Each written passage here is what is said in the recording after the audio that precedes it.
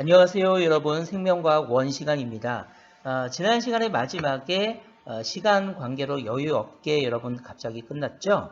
바이러스의 특징을 여러분 설명하다 시간이 마무리된 것 같습니다. 자, 오늘은 바이러스의 특징에 대한 내용을 조금만 여러분하고 더 살펴보도록 하겠습니다. 교과서 24페이지 아랫부분에 거기 사진 아래쪽에 정리라고 있습니다. 교과서 24쪽에 정리 1번을 잠깐 보겠습니다. 정리 1번의 네모칸 안에 바이러스의 특징에 대한 내용이 서술이 되어 있죠. 세 번째 줄을 잠깐 보겠습니다. 생명체 밖에서는 단백질 입자로 존재하여 물질 대사를 할 수 없지만 생명체 밖에서는 단백질 결정체, 돌멩이 같은 단백질 결정체로 그대로 존재한다는 얘기죠. 자, 그리고 생명체에 침투하면 숙주세포에 있는 효소를 이용하여 증식한다. 생명체 안에 들어오면 숙주의 효소를 이용하여 물질 대사와 증식을 할 수 있다라는 겁니다. 방금 여러분하고 정리한 내용을 잘 여러분 숙제에서 살펴주시기 바랍니다. 생명체 밖에서는 단백질 결정체, 생명체 안에서는 숙주 효소를 이용해서 증식, 물질 대사를 한다. 그 특징을 잘 기억하면 좋겠습니다. 자, 내려가서 여러분 거기에 스스로 확인하기 이제 뭐 질문들이 있는데요. 그 질문을 보기 전에 PPT 화면에 있는 여러분 바이러스의 발견에 대한 거기 내용을 여러분하고 잠시 살펴보고 가겠습니다. 교과서에 이 그림이 나와 있지 않기 때문에 화면에 있는 내용을 여러분 좀 잘 봐주면 좋겠고요. 바이러스의 발견에 대한 이제 실험 과정 내용입니다. 담배 모자이크 병에 걸린 담배잎이 있네요. 병에 걸렸으니까 이 잎에는 무슨 잎인지 여러분 뭐 잘 모르지만 병에 걸렸으니까 이 잎에는 뭐가 있을까요? 그렇죠? 병을 일으킨 물체인 병원체가 들어있겠죠? 병원체가 세균인지 아니면 더 작은 존재인지 곰팡이인지 뭔지 모르지만 어쨌든 병원체가 들어있을 것입니다. 이 병원체가 들어있는 이파리를 빡빡 갈아서 즙을 얻어내죠. 그럼 그 즙에는 뭐가 있을까요? 네, 병원체가 포함되어 있겠죠? 자, 이제 병원체가 포함되어 있는 즙을 세균 여과기라고 하는 마치 깔때기, 여과기 장치에다 이렇게 들이붓는 거죠. 근데 이 세균 여과기는 뭘까요? 이 아래쪽에 필터, 구멍에 있는 필터가 장착이 되어 있는데 이 필터에는 세균보다 크기가 작은 구멍이 뚫어져 있습니다. 세균보다 크기가 작은 구멍이 뚫어져 있으니까 이 위에 뭔가의 즙을 부었을 때 즙 안에 세균이 있다면 아래쪽으로 여과가 안 되겠죠. 그렇죠?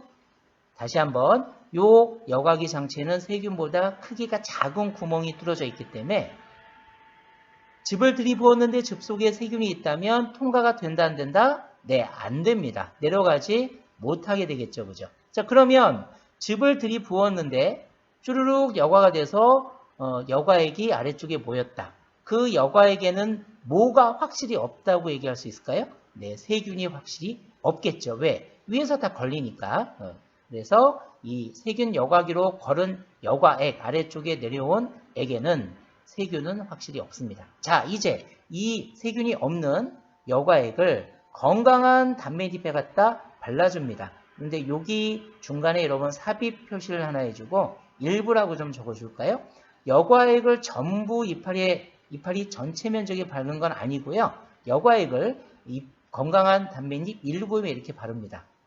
자, 결론이 화면에 쓰이진 않지만 그 이후에 우리가 결과를 보면 어떤 일이 생기게 되냐면 며칠 후에 건강했던 담배잎 전체에 이 담배 모자이크 병이 나타나게 되죠. 자, 원래 건강했는데 여과액을 발랐더니 며칠 후에 전체에 병이 번진다. 그럼 무슨 뜻이죠? 여과액에는 뭐가 들어있다? 그렇죠. 병원체가 들어있다는 거죠. 여과액을 발랐는데 병이 번졌으니까 여과액에는 병원체가 들어있다는 얘기네요. 자, 그러면 여과액에 들어있는 병원체 눈에 보이진 않지만 이건 확실히 뭐는 아닐까요? 그렇죠. 세균은 아니죠. 왜냐하면 세균은 여과액에 애당초 포함되지 않았으니까. 위에다 걸렸다고 얘기했죠. 자, 그러면 여과액의 존재에서 병을 일으킨 이 존재는 뭘까요? 세균보다 크기가 작은, 세균은 아니면서 세균보다 크기가 작은 뭔가의 존재겠네요. 그죠? 그리고 일부에만 발랐는데 전체에 건강한 담배잎 전체 병이 번졌다고 얘기했죠. 자, 이 병원체는 세균보다 크기가 작은 종류, 그리고 살아있는 담배잎. 건강한 담배잎은 살아있는 담배잎을 의미하는 건데, 살아있는 생물체, 숙주 안에서 증식을 해서 전체로 퍼질 수 있는 존재. 그래서 이 존재를 나중에 뭐라고 우리가 명하게 됩니까? 바이러스라고 부르게 됐다는 거죠.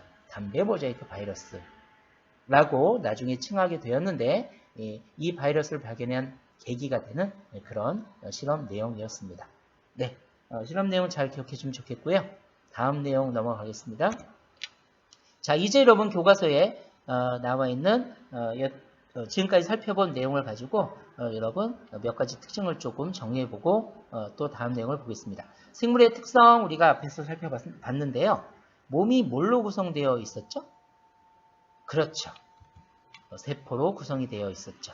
끊임없이 물질 대사를 하는 특징이 있었고요. 이 물질 대사 동그라미 여러분 결정적인 겁니다. 물질 대사를 할 수 있으면 생물이고 물질 대사를 못하면 생물이 아니죠.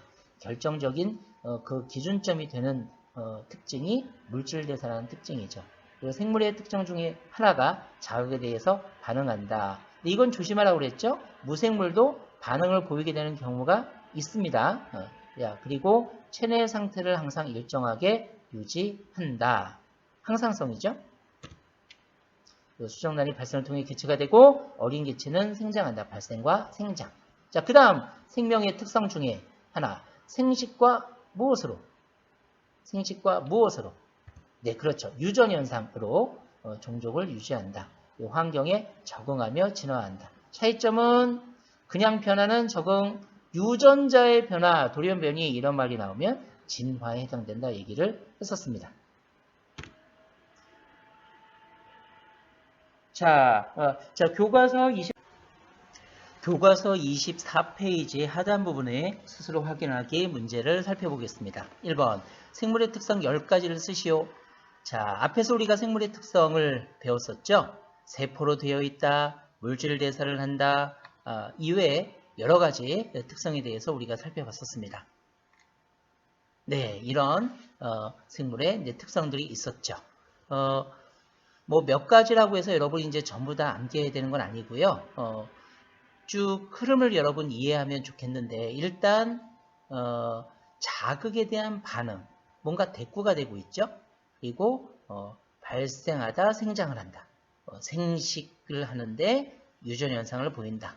적응하다, 진화를 보인다. 이런 인과관계를 이해해 주면 좋겠습니다. 생물을 구성하는 구조적 단위이면서 생명활동이 일어나는 기능적 단위는 무엇인가? 네. 구조적 기능적 기본 단위? 네, 세포겠죠. 세 번째, 생물이 자신과 닮은 자손을 만드는 것을 무엇이라고 하고 어버이의 형질이 자손에게 전해지는 현상을 무엇이라 한다. 자손 만드는 거 생식, 번식이죠. 그리고 형질을 물려주는 거 유전 현상이 되겠습니다. 네, 자 26쪽으로 넘어가서 이제 창의융합 자료를 좀 살펴보겠습니다. 물론 우리가 수능 시험에 이 부분까지 출제가 되지는 않겠지만 그래도 여러분이 나중에 논술을 준비한다든가 아니면 뭐 서술형을 대비해서 공부한다든가 할 때 필요한 부분인 것 같습니다. 자, 맛있는 빵 만들기. 왠지 배가 고파지죠? 빵을 만들 때에 대한 여러 가지 과정을 우리가 살펴볼 수 있는데 27쪽으로 가서 몇 가지 내용을 좀 살펴보겠습니다. 1번을 보면 맨 위에죠? 계획 세우기라고 되어 있는데 빵을 만드는 과정에서 과학적 원리를 찾아보고 빵의 맛에 영향을 주는 변인에는 무엇이 있는지 모든 별로 정리해보자. 빵 만들 때 원리가 적용이 되고요. 그리고 변인들을 생각해 볼 수가 있습니다. 주로 조작 변인이 되겠죠. 그리고 빵을 만들기 위해서 어떤 가설을 세워볼 수 있는데요. 어떤 거를 생각해 볼 수 있을까요? 네, 생소하죠. 여러분이 뭐 제과 제빵을 전공한 건 아니지만 바로 이야기하겠습니다. 원리는 효모에 의한 발효가 적용이 되죠. 효모가 발효에 무산소 호흡인 발효에 의해서 이산화탄소를 만들면 그 이산화탄소가 반죽 안에 머물면서 빵을 부풀게 하는 원리죠. 자, 그 다음 글루텐이라는 게 있습니다. 글루텐은 곡류에 들어있는 불용성 단백질의 종류인데요. 이 밀가루에는 이 글루텐이 형성되어 있고 들어있고 그리고 반죽하는 과정 중에 글루텐의 함유량이 높아지게 되죠. 우리가 쌀로 만든 빵도 나름대로 의미가 있는데 쌀빵보다는 여러분 밀가루 빵을 주로 많이 먹죠? 왜 그럴까요? 비싸서? 쌀은 비싸서 안 먹고? 네, 그런 것보다도 쌀에는 글루텐이 거의 함유가 되어 있지 않죠. 그래서 맛에 대한 차이가 좀 있습니다. 자, 그 다음 변이를 생각해 보면 1차 발효 시간, 효모를 섞은 이후에 숙성시켜주는 1차 발효, 그 다음 2차 발효, 이렇게 이제 두 가지로 나눌 수 있는데요. 보통은 1차 발효 시간이 참 중요합니다. 가설 설정 이렇게 세워볼 수 있겠죠? 1차 발효 시간을 오래 할수록 맛있는 빵이 만들어질 것이다. 1차 발효 시간을 오래 거칠수록 맛있는 빵이 만들어질 것이다. 국어적으로는 그렇게 이야기할 수 있을 것 같습니다.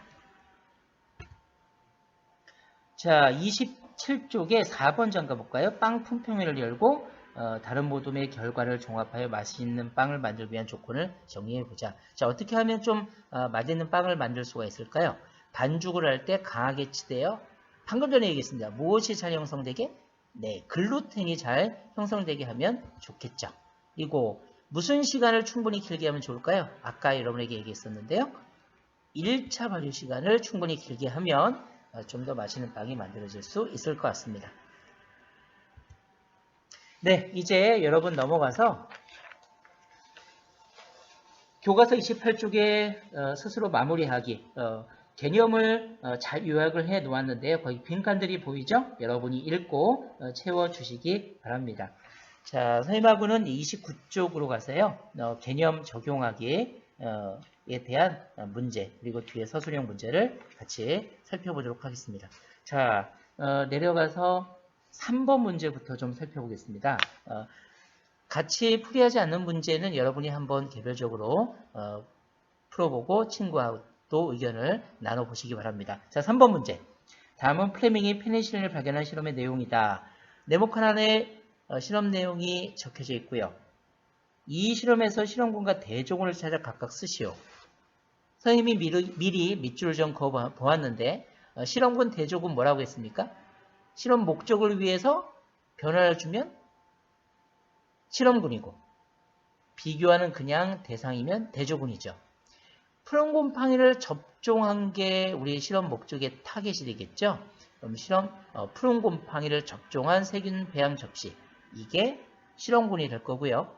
푸른 곰팡이를 접종하지 않은 세균 배양 접시 이게 대조군이 될 겁니다. 다시 한번 포인트 정리. 실험 목적을 위해서 변화를 준 쪽은 실험군. 그냥 단순한 비교 대상이 되는 건 대조군. 네, 그렇습니다. 자, 이제 다음 문제로 넘어가 볼까요? 네, 4번입니다. 다음은 소화효소의 녹말분해 작용을 알아보는 탐구이다라고 했는데요. 가설을 볼까요? 소화효소 X는 녹말을 분해할 것이다. 소화효소 X가 무엇인지 모르지만 녹말을 분해할 것이다. 이걸 확인하려면 우리가 두 그룹을 나누어서 설정하고 한쪽은 X가 들어가고 한쪽은 X가 안 들어가야 되겠죠. 그런데 X의 유무만 달리하고 나머지 조건은 동일하게 맞추어 주는 센스. 그쵸? 자, 시험관 1은 첨가물질 증류수만. 그럼 시험관 2에는 뭐가 들어가야 될까요? X의 효과를 확인하려면 X가 들어가야 되겠죠. 그래서 실험관 2에는 X가 첨가가 되어야 됩니다. 그런데 시험관 2에는 X가 들어가고 시험관 1에는 안 들어가죠. 그럼 나머지는 맞춰줘야 되니까 똑같이 시험관 2에는 X와 뭐가 들어가야 될까요? 네, 증류수가 들어가야 되겠죠. 정리해 보겠습니다. 시험관 1에는 증류수, 시험관 2에는 X 플러스 증류수. 그리고 다른 조건은 똑같이 맞춰주니까 온도는 똑같이 유지가 돼야 되겠죠. 37도로 맞춰주면 되겠습니다. 자, 밑에 우리 보기를 좀 볼까요? 이에 대한 설명을 옳은 것은 이라고 했습니다. 1번 기억은 녹말과 증류수 땡. 2번 기억과 니은은 모두 조작변이다. 조작변이는 변화를 주는 변인이죠. 그러면 X의 유무가 조작 변인. 그렇죠? 그리고 니은은 통제 변인입니다. 똑같이 맞춰주는 온도니까. 그리고 3번. 네, 3번이 답이겠네요. 니은은 37도이다. 4번. 소화효소 X의 유무는 방금 전에 얘기했었죠? X를 넣고, 넣지 않고. 네, 조작 변인이 되겠네요. 5번. 시험관 1에서 녹말이 분해되지 않은 까닭은 온도가 너무 높기 때문이다. 아니죠. 온도는 똑같이 맞췄는데 시험관 1에서는 녹말이 분해가 안 됐죠. 왜냐하면 결과에 2에서만 녹말이 분해됐다고 했으니까. 그럼 시험관 1에서 녹말이 분해되지 않은 이유는 그렇죠. 여기 썰렁 안에 녹말을 분해하는 뭔가를 첨가하지 않았기 때문에 그렇습니다. 효소가 없기 때문에 그렇죠. 답은 3번이었습니다. 5번은 답이 2번이죠. 선인장의 가시는 잎이 변한 것이다. 적응현상일 것 같고요. 나머지 보기 여러분이 살펴주시면 좋겠습니다. 6번 문제로 넘어갈게요. 자, 6번 문제 여러분에게 해설을 하기 전에 먼저 여러분에게 이론을 좀 이야기를 하고 넘어가겠습니다. 우리가 물질 대사를 할 수 있으면 무엇이다? 생물체다. 다시 한번. 물질 대사를 할 수 있으면 생물체다. 그럼 물질 대사를 못하면 생물체가 아닌 거죠. 자, 우리 용기에 토양을 담아놓고 여기다 물질 대사의 재료를 집어넣습니다. 그랬더니 잠시 후에 토양 안에 물질 대사의 흔적이 보입니다. 그러면 토양 안에 뭐가 애당초 있었던 거죠? 그렇죠. 생물체가 있었던 거죠. 뭔지 모르지만.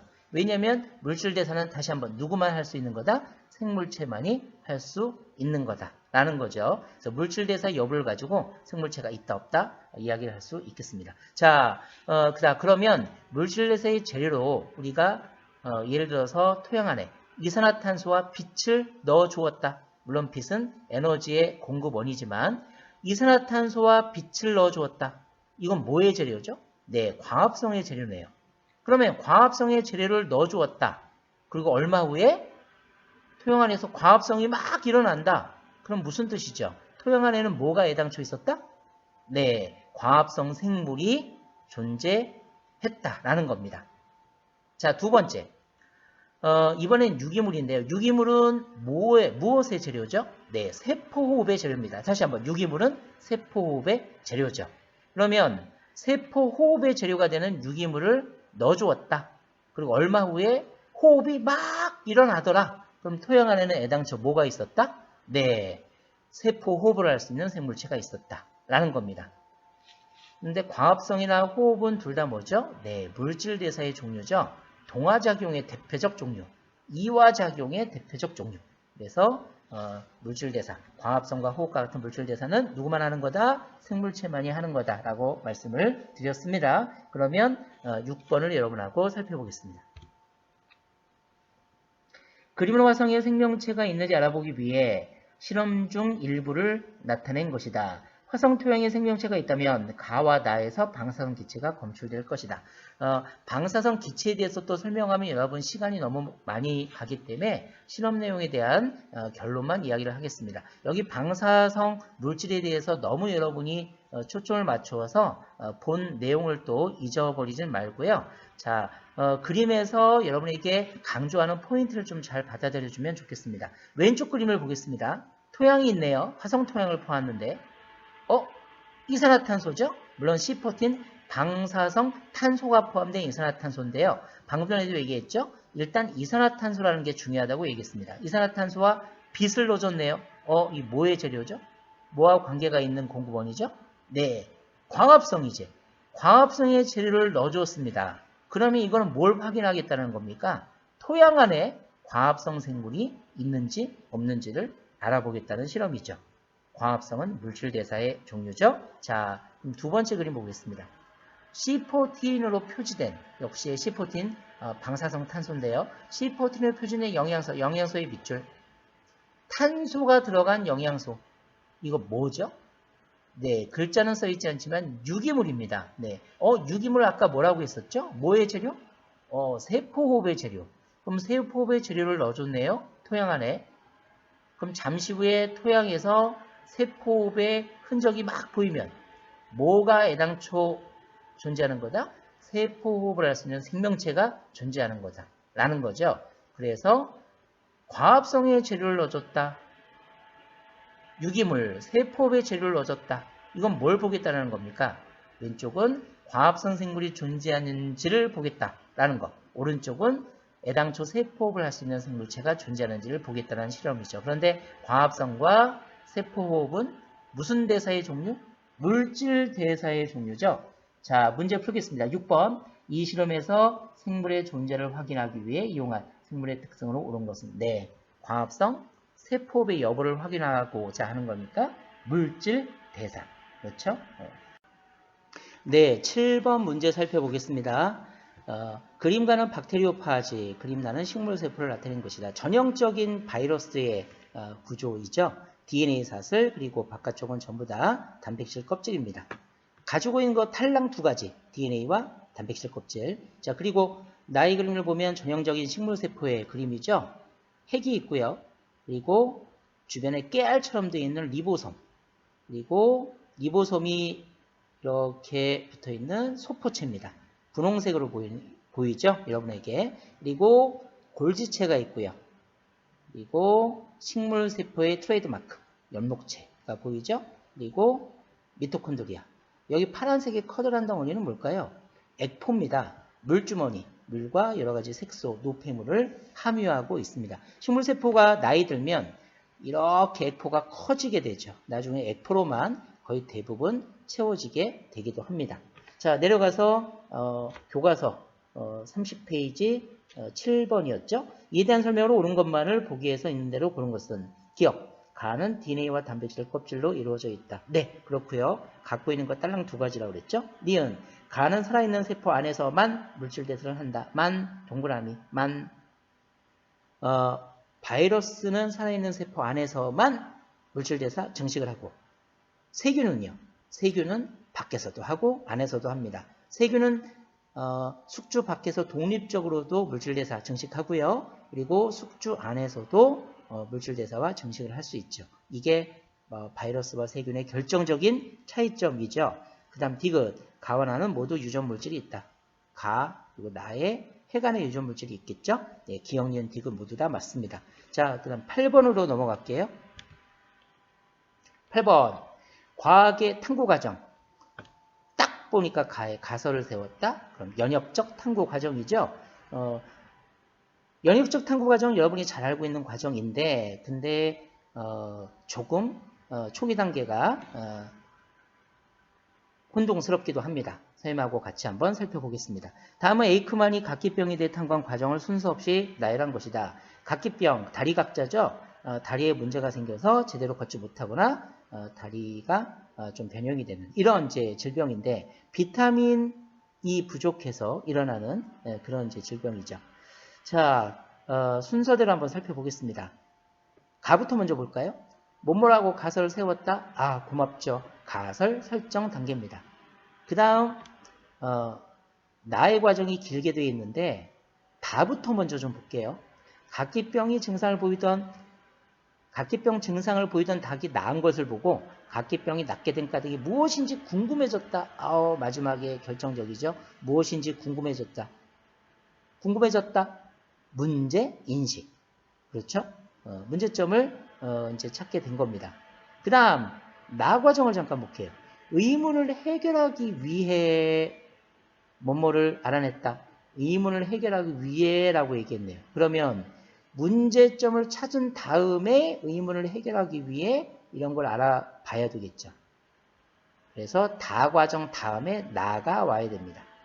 나 과정 순서는 다 다음에 나가 돼야 되겠죠. 자, 그 다음 라로 갑니다.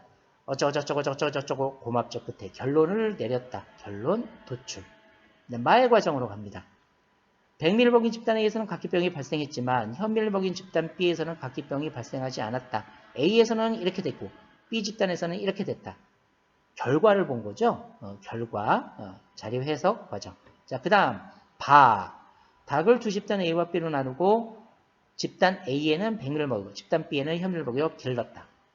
A 집단은 이렇게 했고 B 집단은 이렇게 했다. 실제 했다라는 건 얘기네요. 현미를 먹여 기르면서 그럼 실제 했다는 얘기네요. 그죠? 실험 과정입니다.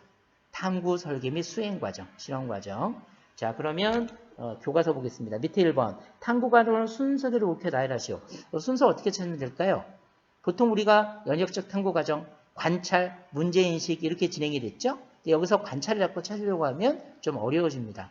그런데 나 과정은 아까 전에 여러분에게 다 과정, 문제인식 다음에 나와야 된다고 얘기했죠? 그래서 여기 6가지 과정 중에서는 다 과정이 가장 먼저고요. 문제인식. 그 다음 나 과정입니다. 문제 해결하기 위해서 환경조사하는 거. 환경조사. 그 다음 세 번째는 가설 설정이 돼야 되겠죠? 가설을 세웠으면 실험을 해봐야 되겠네요. 그래서 네 번째는 봐. 실험 과정. 그다음에 5번째 실험하면 결과를 얻고요. 그 다음 마지막 6번째 라. 결론을 도출하는 과정입니다.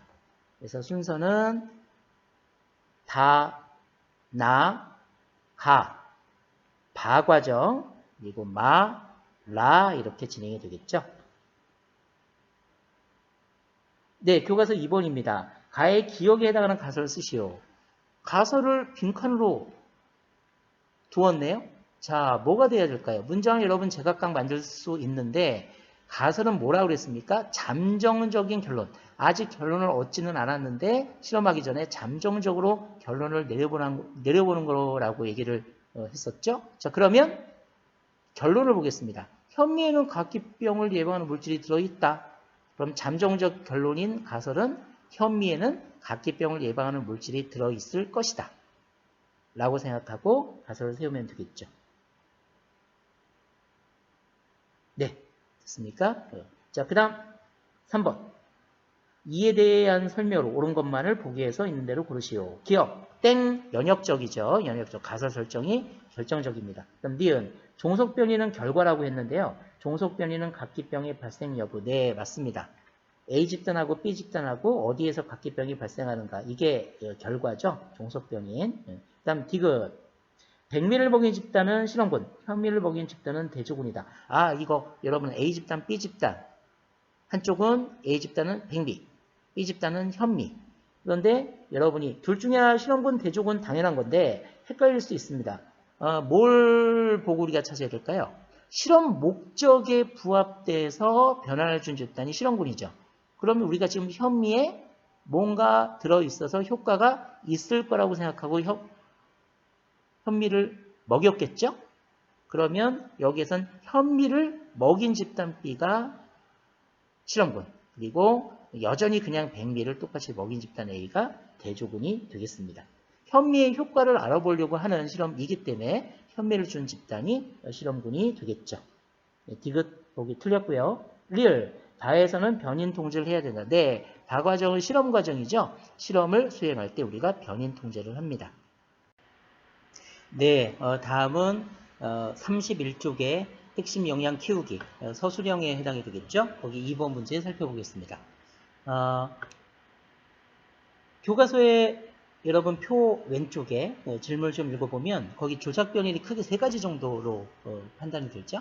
소고기의 익힘 정도, pH, 그리고 조각의 크기입니다. 자, 뭐 어떤 결과를 여러분이 비교해도 관계는 없는데 한 가지 꼭 비교할 때 지켜야 될 철칙이 있죠. 조작 변인만 달리하고 나머지 변인은 일정하게 통제한다. 그렇죠? 자, 지금 소고기의 익힘 정도를 비교하고 싶으면 소화율을 볼 때 나머지 변인은 어때야 되죠? 네, 같은 조건을 비교해야 됩니다. 소고기의 익힘 정도에 따른 소화율을 알아보려고 하면 나머지 변이는 똑같게 맞춰야 된다는 거죠. 자, 우리가 이제 소고기의 익힘 정도에 따른 결과를 보려고 하면 pH는 똑같이 예를 들어서 2로 조각의 크기도 똑같이 작은 조각의 결과를 네, 이렇게 비교를 해야 된다는 거죠. 한번 비교해 볼까요? 소고기 익힘 정도를 다르게 날소고기, 익힌 소고기 pH는 2를 비교해 보도록 하겠습니다. 조각의 크기는 둘 다 작은 조각을 보면 날소고기는 93% 소화율, 익힘 소고기는 96.6% 소화율. 그러면 같은 pH를 비교하고 조각의 크기도 같게 비교했을 때 날 소고기보다는 익힌 소고기가 더 소화율이 높구나라는 것을 알 수가 있는 거죠. 그래서 본 실험에서는 조작 변이 크게 세 가지였습니다. 소고기 익힌 정도, 그리고 pH, 그리고 조각의 크기였죠. 자, 그러면 결론을 어떻게 도출해야 될까요? 소고기의 익힌 정도는 어떨수록, 날소고기보다는 익힐수록, 그리고 pH는 어느 pH에서 가장 소화율이 높을까요? 네, 중간 pH 2에서, 그렇죠? pH 2에서 소화율이 높네요. 작은 조각도 그렇고 큰 조각도 마찬가지였습니다. 그렇죠? 그리고 조각의 크기는요. 같은 pH 결과 비교해 봤을 때 큰 조각보다는 작은 조각에서 소화율이 높은 것을 알 수가 있습니다. 익힌 소고기도 마찬가지죠. 큰 조각보다는 작은 조각에서 소화율이 높았습니다.